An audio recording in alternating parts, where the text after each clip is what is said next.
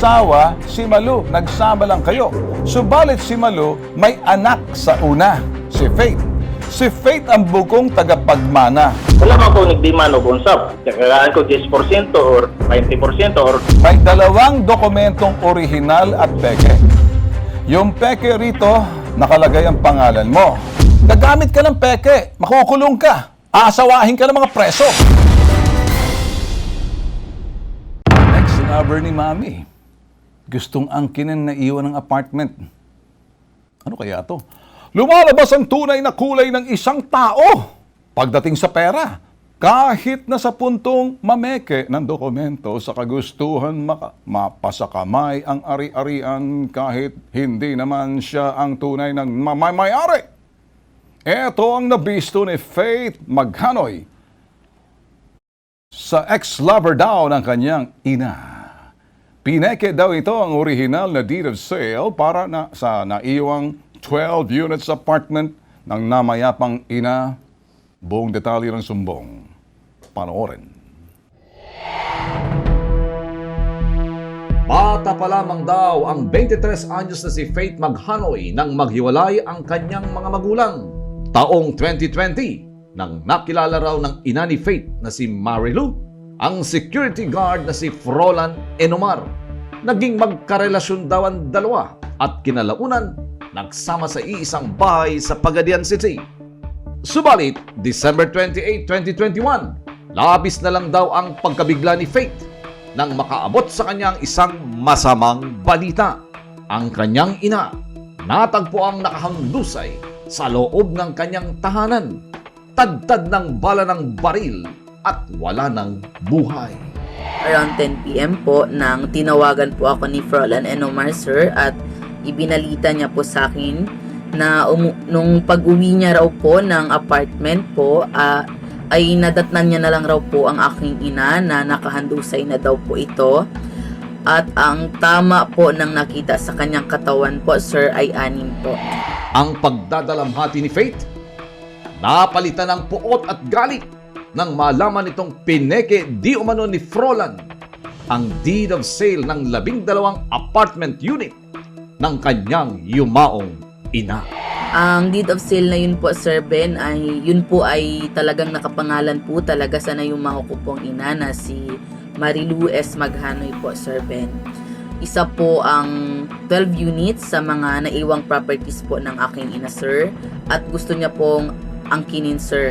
Isa din po sa properties ni mama ko po ang 12 po na tricycle or bao-bao. Sabi po ni Frolan Enomar, sir, ay 6 raw po sa kanya at ang 6 raw po ay sa akin, sir. Dahil nakapangalan raw po ito sa kanya, sir, kaya ayaw niya pong ibigay sa akin, sir. Kasama na rin po ang minivan na nabili po ng mama ko, sir, na nakapangalan din daw po sa kanya, Sir Ben.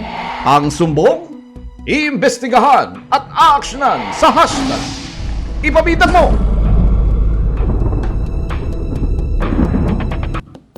At dahil dyan, imbestigahan ho natin ang kasong ito si Faith Maghanoy sa linya ng telepono. Si Faith, anak ko ng yumaong. Magandang hapon sa iyo, Faith. Magandang hapon po, Sir Ben. Ako po si Faith Maghanoy po. Okay. Ikaw yung anak ng nasirang ina mo, ano okay? Tama? Opo, sir. Ako po. Alright. Lumapit ka sa amin, kasimple lang, para mabilisan, maintindihan. Inaangkin nitong ex-lover ng mami mo na sa kanya napamana lahat, parang ganon, na may titulo siya, may pinanghahawakan siya mga papeles. Opo, sir. Ganun na po.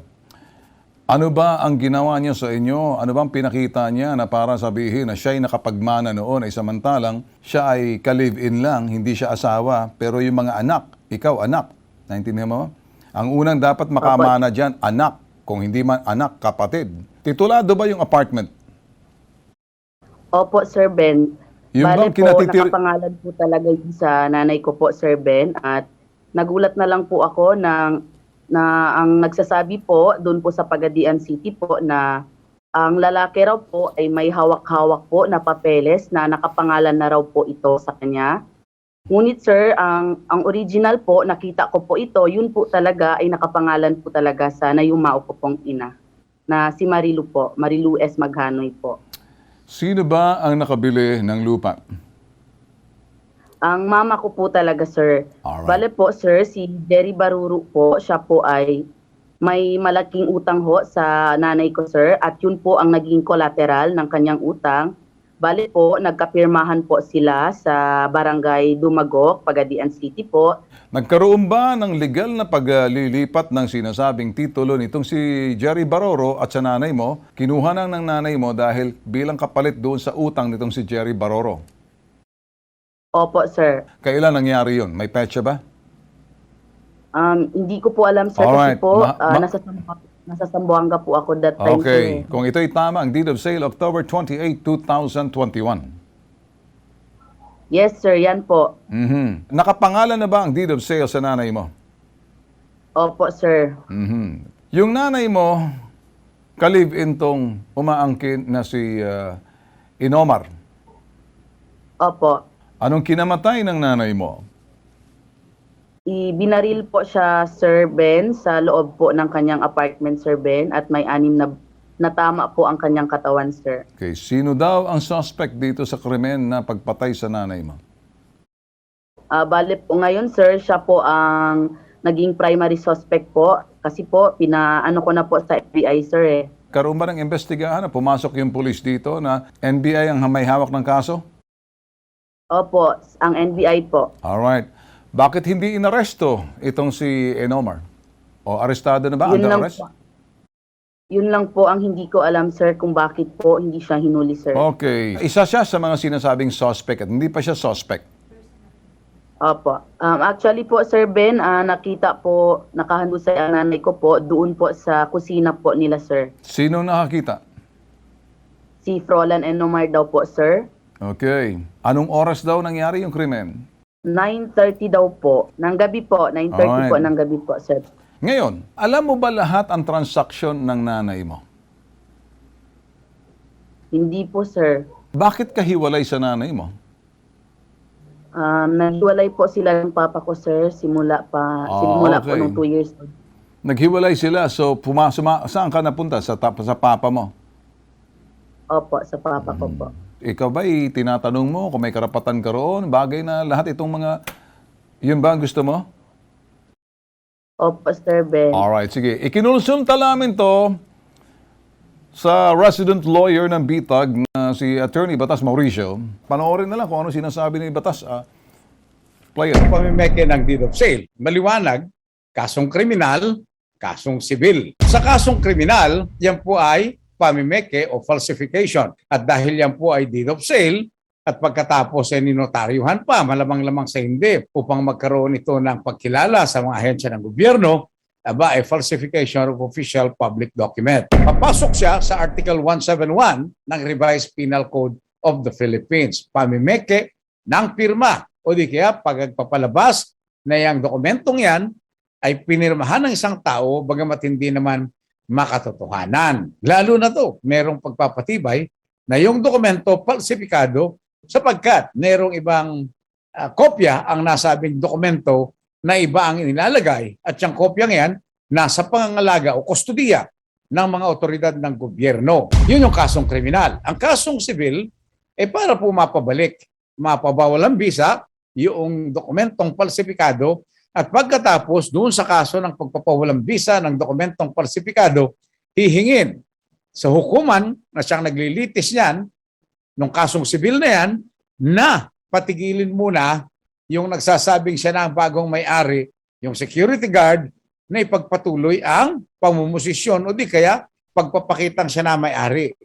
Hihingi ng tinatawag nating temporary restraining order o di kaya writ of preliminary injunction. Hindi bababa ng 6 na taon hanggang 12 taon ang magiging parusang pagkakabilanggo. Oo, ang tawag dyan sa ganyang klase ng parusa, prisyon mayor, 6 years and 1 day to 12 years. Lalo na kung mataas ang halaga noong lupa na ang deed of sale ay pinalsipika. Kung nag-iisang anak at wala na siyang tatay, patay na rin. Yung tunay na asawa ng babae, ang nag-iisang tagapagmana, maliwanag, batay sa Kodigo Sibil, Article 774 at pababa. Yung anak na nag-iisa. Gagawa lamang siya ng dokumento ng tinatawag ay Affidavit of Self-Adjudication.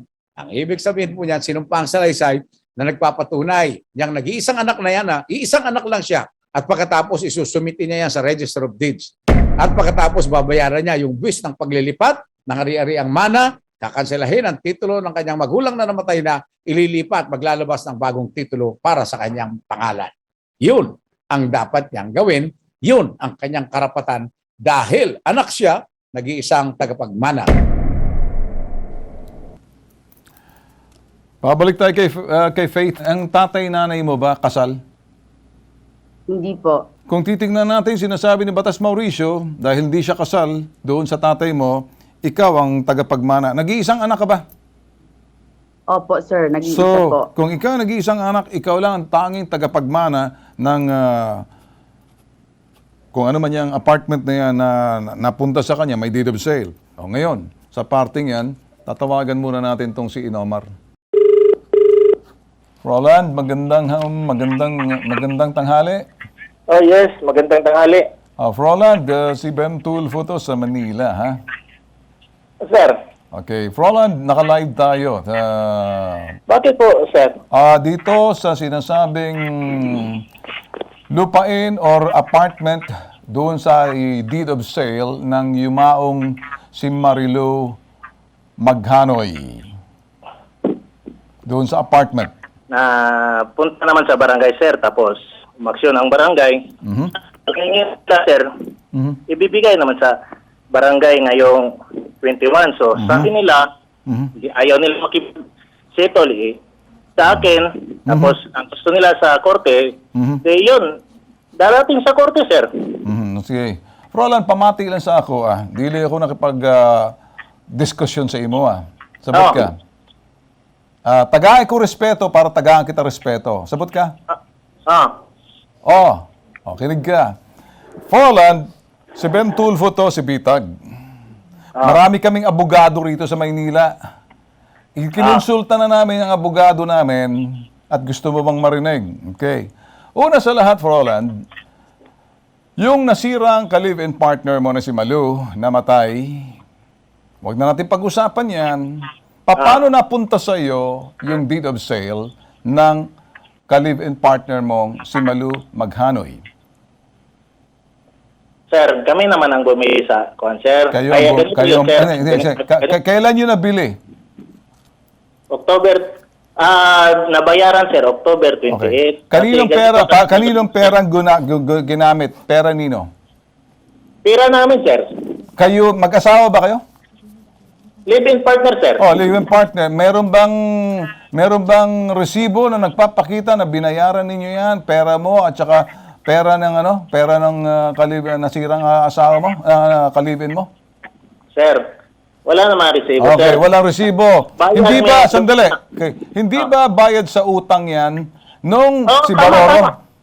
tama. Tama, sir. Okay, Tama. kanino nagkautang si Baroro? Hindi ba doon kay Malu? Sa amin, sir. Sa amin. Hindi. Hindi kayo mag-asawa eh. Nagsasama lang kayo. Legal, hindi kayo asawa.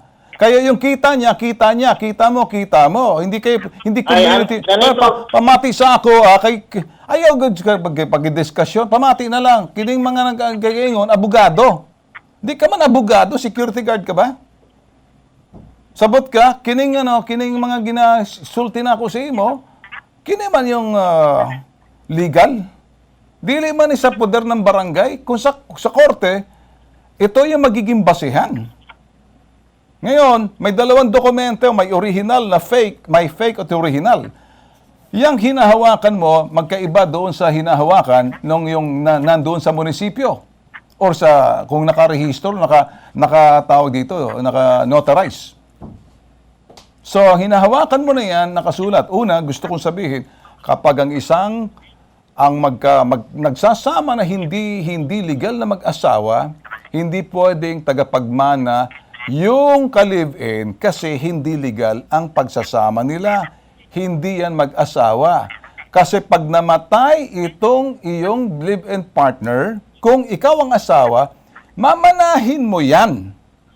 Ngayon, kung may anak ka, kasama pati yung anak. Ngayon, walang asawa si Malu. Nagsama lang kayo. Subalit si Malu may anak sa una, si Faith. Si Faith ang bukong tagapagmana, bukod tanging tagapagmana ng anumang ari-arian na nakuha nitong si Malu. Pero kung hindi ka mag-asawa, wala kang karapatan dyan. Kasi ka-live-in partner ka lang. Barangay gani, sir. Unsa man sa barangay? Nakigsitol ko, sir. Ako nga, sige lang, ano natin problema. Ako, Okay.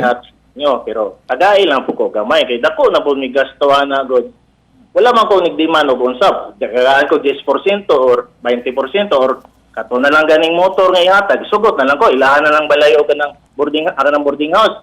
Aron masito na lang. Di na mo abot og kanang korte o samok. Mo na lang akong ipangayo. Kini man ang magiging problema, Froland, pamati, ano? Ginamit mo ang isang dokumento, pakita mo yung fake document. May dalawang dokumentong orihinal at peke.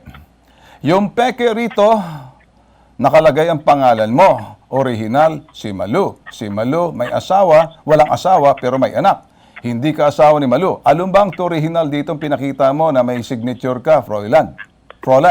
Dito, Marilu. Kasi dito, Kati, pakinig mo, makukulong ka rito kapag ito'y pumasok sa NBI, falsification of public document to. Krimen yan. Gusto mo bang imbitahin ka uli ng NBI? Dili mga sir, nakigsitol Pamati sa ako andam ka na diha kasi kini pwedeng gamitin ng ebidensya laban sa imo. Di na ako makipagdiskusyon sa imo. Waman ko makuha sa imo, wala ka mang kamao. Sige ka lang sulti diha, maulaw sa imong abogado nagapamati sa ako karon. Gapamati sa ato. Kahit sa korte na judge, kahit na piskal. Maulaw sa maginahimo, nimo, mahihiya sila sinasabi mo. Manliliit sila. Gagamit ka ng peke, makukulong ka. Aasawahin ka ng mga preso. Ngayon, kung gusto mong humingi, pumunta ka sa anak, makipag-usap ka, wag kang gagamit ng barangay kasi gusto mong mangotong eh. Sir. Ay, tumahimik ka na. Sige, nakaabot na sa iyo. Sayang oras ko. Hoy, mamati ka. Kung ayaw mo, bahala ka. Larga! Okay. Alright, diretso tayo sa Faith. Kay Faith. Si Froland, nagbisaya pa. Kahit naman lang konti, ayaw na yung makapag-settle sa akin. Bigyan daw siya ng konti. Kita mo nga naman, kulokoy na to. Ngayon, sa parting to, i-refer natin to para doon sa city legal, para doon sa city legal ng barangay, ng city hall, ng Cagadian, makakatulong. Sa linya ng telepono, ito kilala natin to si Lance Samuel Co, anak ko ng butihing mayor ng Pagadian. Lance, magandang tanghali, Lance.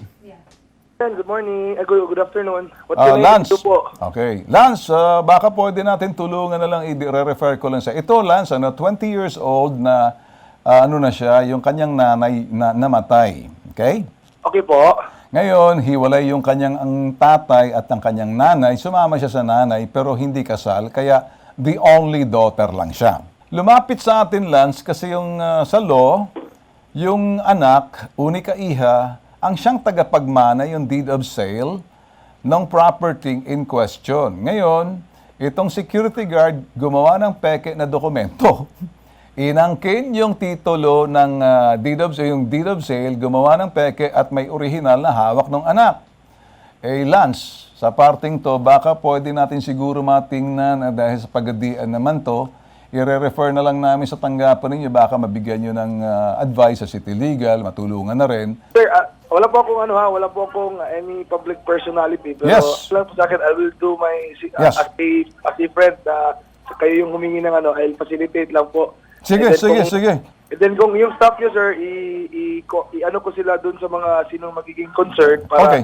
at least official yung communication ng staff. Okay. I-coordinate na lang natin ngayon, off-air na lang kung how to go about it, anong oras kami magkita at saan. Walang problema, Lance. Thank you so much. Okay po, anytime po. Alright, okay. Ayan.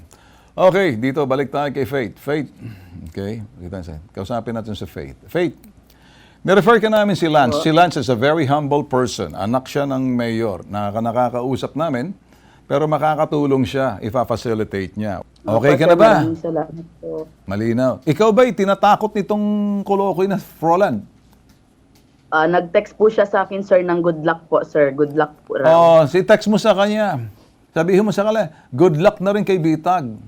Sumisikip ng mundo mo. Ganun lang. O sige, alright, huwag ka na mag-alala. Okay? Maraming salamat. Alright, sige, walang ano man. Maraming salamat. Alright. Higit sa sumbungan, imbestigahan at anumang reklamo, abay aaksyonan na nag-iisang pambansang sumbungan. Walang sinasanto, walang sinisino. Hashtag ipabitag mo.